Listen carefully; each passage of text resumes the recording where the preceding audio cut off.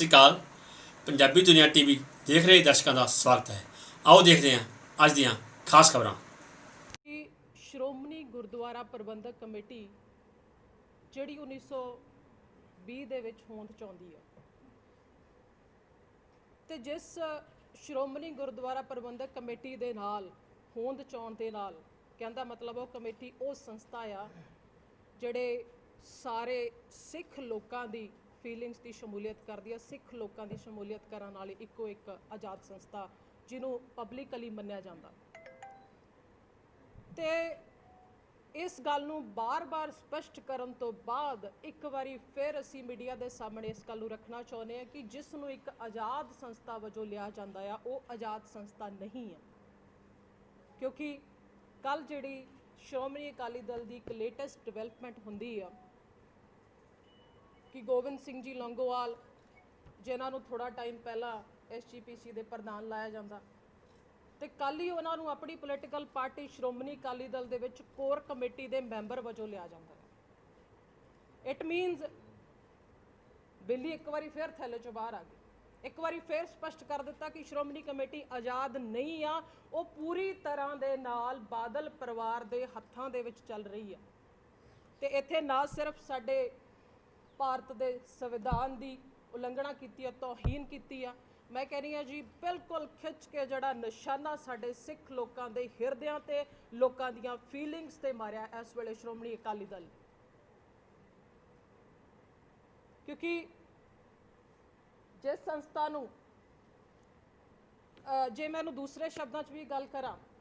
तो श्रोमणी अकाली दल जदों होंद चाहुंदा आ तो अकाली दल पार्टी का संविधान इस गल ते खड़ा 1920 दे विच कि सिर्फ तो सिर्फ असी धार्मिक चोणां ही लड़ांगे, पर साडे सामने स्पष्ट कि धार्मिक चोणां किधर रह गई ते किस तरीके दे नाल धर्म नूं अपनी एक बैक बना के धर्म नूं अपना एक मोहरा बना के लगातार श्रोमणी अकाली दल ने, बादल परिवार ने, बादल साहब ने, सुखबीर बादल जी ने, बीबा हरसिमरत कौर बादल ने लगातार मतलब साडे गुरद्वारा साहबाना की ओढ़ लैके लगातार साडे लोगों नूं ढाह लगदी हुण तक इत्थों तक पहुँच गई। जिहड़ी पार्टी इस गल का दावा करती है कि असी तां कलियां धार्मिक चोणां लड़ांगे, कि साडा कोई सियासीकरण नहीं होगा, कि असी सियासत वालियां चोणां असी कोई पार्टिसिपेट नहीं करांगे, तो दूजे पासे साडा आज़ाद भारत का संविधान इस गल ते खड़ा है कि जिहड़ी अपने आप नूं एक धार्मिक पार्टी कहाउंदी आ ते उन्हां नूं कोई राइट नहीं हैगा वो इत्थे सियासी चोणां दे विच पार्टिसिपेट कर सकन। सो अज दी जिहड़ी बेसिकली प्रैस कॉन्फ्रेंस करन दा मेन मकसद यही आ कि पहला तो मेरे ख्याल दे नाल लौंगोवाल साहब नूं अस्तीफा दे देना चाहिदा आ, क्योंकि जे वो सचमुच एक सिख लोगों की शमूलीयत करते हैं उस आज़ाद अपने आप के विच कहाउण वाली श्रोमणी गुरद्वारा प्रबंधक कमेटी ऑर्गेनाइजेशन की प्रधानगी नूं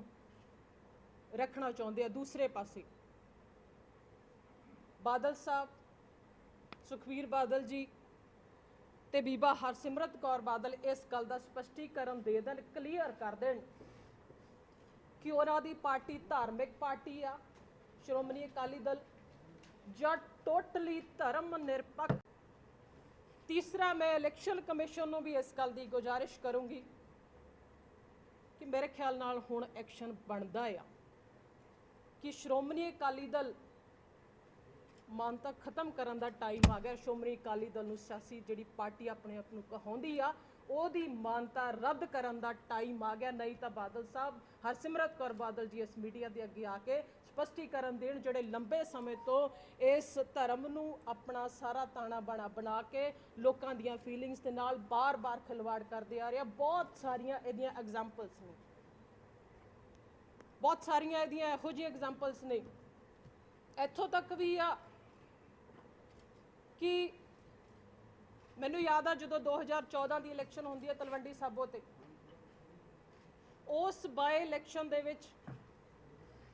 जिन्ने ਅਕਾਲੀ ਦਲ ਦੇ ਐਮਐਲਏ ਸਾਹਿਬਾਨ ਨੇ, ਉਹ ਸਾਰੇ ਦਾ ਸਾਰੇ ਐਮਐਲਏ ਸਾਹਿਬਾਨਾਂ ਨੂੰ ਸਰਾਂ ਦੇ ਵਿੱਚ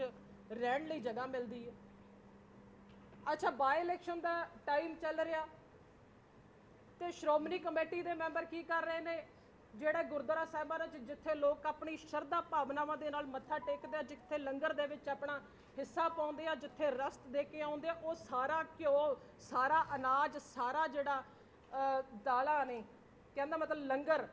ਉਹ ਇਹਨਾਂ ਲਈ ਚਲਾਇਆ ਜਾਂਦਾ ਹੈਗਾ। ਸੋ ਇਹੀ ਨਹੀਂ, ਇਸ ਤੋਂ ਵੀ ਮੈਨੂੰ ਇਹ ਗੱਲ ਕਰਦੇ ਆ, ਹਾਲਾਂਕਿ ਮੈਂ ਨਹੀਂ ਚਾਹੁੰਦੀ, ਕਿਉਂਕਿ ਉਹ ਜੋ ਇਸ ਦੁਨੀਆ ਤੋਂ ਚਲੇ ਜਾਂਦੇ ਆ ਕਿ ਅਸੀਂ ਉਹਨਾਂ ਦੀ ਗੱਲ ਨੂੰ ਫਰੋਲੀਏ, ਮੈਂ ਉਹ ਗੱਲ ਨਹੀਂ ਕਰਨਾ ਚਾਹੁੰਦੀ, ਪਰ ਮਜਬੂਰੀ ਹੈ, ਮੈਨੂੰ ਕਰਨੀ ਪੈ ਰਹੀ ਆ ਕਿ ਮਨਪ੍ਰੀਤ ਬਾਦਲ ਜੀ ਵਿਧਾਨ ਸਭਾ 'ਚ ਖੜ ਕੇ ਆਪ ਸਪਸ਼ਟ ਕਰਦੇ ਨੇ ਕਿ ਜਦੋਂ ਸੁਰਿੰਦਰ ਕੌਰ ਜੀ ਦਾ ਭੋਗ ਹੁੰਦਾ ਤੇ ਉੱਥੇ ਲੰਗਰ ਰਸਤ ਪਤਾ ਕਿੱਥੋਂ ਆਉਂਦੀ ਹੈ, ਗੁਰਦੁਆਰਾ ਸਾਹਿਬਾਨਾਂ 'ਚੋਂ ਆਉਂਦੀ ਹੈ। ਇਹਦਾ ਮਤਲਬ ਕੀ ਹੈ? ਸੋ ਅੱਜ ਆਮ ਆਦਮੀ ਪਾਰਟੀ ਇਸ ਗੱਲ ਦੀ ਮੰਗ ਕਰ ਰਹੀ ਹੈ, ਡਿਮਾਂਡ ਕਰ ਰਹੀ ਹੈ ਕਿ ਸ਼੍ਰੋਮਣੀ ਅਕਾਲੀ ਦਲ ਆਪਣਾ ਸਟੈਂਡ ਸਪਸ਼ਟ ਕਰੇ, ਕਲੀਅਰ ਕਰੇ ਕਿ ਉਹ ਕਿੱਥੇ ਜੇ ਸਟੈਂਡ ਕਰਦੇ ਆ। ਪਰਿਵਾਰ ਦੇ ਹੱਥਾਂ ਦੇ ਵਿੱਚ ਚੱਲ ਰਹੀ ਹੈ ਤੇ ਇੱਥੇ ਨਾ ਸਿਰਫ ਸਾਡੇ ਭਾਰਤ ਦੇ ਸੰਵਿਧਾਨ ਦੀ ਉਲੰਘਣਾ ਕੀਤੀ ਹੈ, ਤੋਹੀਨ ਕੀਤੀ ਆ, ਮੈਂ ਕਹਿ ਰਹੀ ਹਾਂ ਜੀ ਬਿਲਕੁਲ ਖਿੱਚ ਕੇ ਜਿਹੜਾ ਨਿਸ਼ਾਨਾ ਸਾਡੇ ਸਿੱਖ ਲੋਕਾਂ ਦੇ ਹਿਰਦਿਆਂ ਤੇ, ਲੋਕਾਂ ਦੀਆਂ ਫੀਲਿੰਗਸ ਤੇ ਮਾਰਿਆ ਇਸ ਵੇਲੇ ਸ਼੍ਰੋਮਣੀ ਅਕਾਲੀ ਦਲ ਨੇ। ਇੱਕ ਬੈਕ ਬਣਾ ਕੇ, ਧਰਮ ਨੂੰ ਆਪਣਾ ਇੱਕ ਮੋਹਰਾ ਬਣਾ ਕੇ ਲਗਾਤਾਰ ਸ਼੍ਰੋਮਣੀ ਅਕਾਲੀ ਦਲ ਨੇ, ਬਾਦਲ ਪਰਿਵਾਰ ਨੇ, ਬਾਦਲ ਸਾਹਿਬ ਨੇ, ਸੁਖਬੀਰ ਬਾਦਲ ਜੀ ਨੇ, ਬੀਬਾ ਹਰਸਿਮਰਤ ਕੌਰ ਬਾਦਲ ਨੇ ਲਗਾਤਾਰ ਮਤਲਬ ਸਾਡੇ ਗੁਰਦੁਆਰਾ ਸਾਹਿਬਾਨਾਂ ਦੀ ਬਠਿੰਡਾ ਦੇ ਹਾਕੀ ਤੋਂ ਸਾਡੇ ਜ਼ਿਲ੍ਹਾ ਪ੍ਰਧਾਨ ਨਵਦੀਪ ਜੀਤਾ ਜੀ, ਅਨਿਲ ਠਾਕੁਰ ਜੀ ਤੇ ਸਾਡੇ ਨਾਲ ਮਾਸਟਰ ਜਗਸੀਰ ਜੀ, ਰਾਕੇਸ਼ ਪੁਰੀ, ਸਾਰੀ ਟੀਮ ਇੱਥੇ ਪਹੁੰਚੀ ਹੋਈ ਹੈ, ਮਨਜੀਤ ਜੀ। ਸੋ ਅੱਜ ਦਾ ਇੱਕ ਬਹੁਤ ਜਿਹੜਾ ਅਹਿਮ ਮਸਲਾ ਜਿਹਨੂੰ ਲੈ ਕੇ ਤੁਹਾਡੇ ਰੂਬਰੂ ਹੋਏ ਆ ਕਿ ਸ਼੍ਰੋਮਣੀ ਗੁਰਦੁਆਰਾ ਪ੍ਰਬੰਧਕ ਕਮੇਟੀ ਜਿਹੜੀ 1920 ਦੇ ਵਿੱਚ ਹੋਂਦ 'ਚ ਆਉਂਦੀ ਹੈ ਤੇ ਜਿਸ ਸ਼੍ਰੋਮਣੀ ਗੁਰਦੁਆਰਾ ਪ੍ਰਬੰਧਕ ਕਮੇਟੀ ਦੇ ਨਾਲ ਹੋਂਦ 'ਚ ਆਉਣ ਦੇ ਨਾਲ ਕਹਿੰਦਾ ਮਤਲਬ ਉਹ ਕਮੇਟੀ ਉਹ ਸੰਸਥਾ ਆ ਜਿਹੜੇ ਸਾਰੇ ਸਿੱਖ ਲੋਕਾਂ ਦੀ ਫੀਲਿੰਗਸ ਦੀ ਸ਼ਮੂਲੀਅਤ ਕਰਦੀ ਆ, ਸਿੱਖ ਲੋਕਾਂ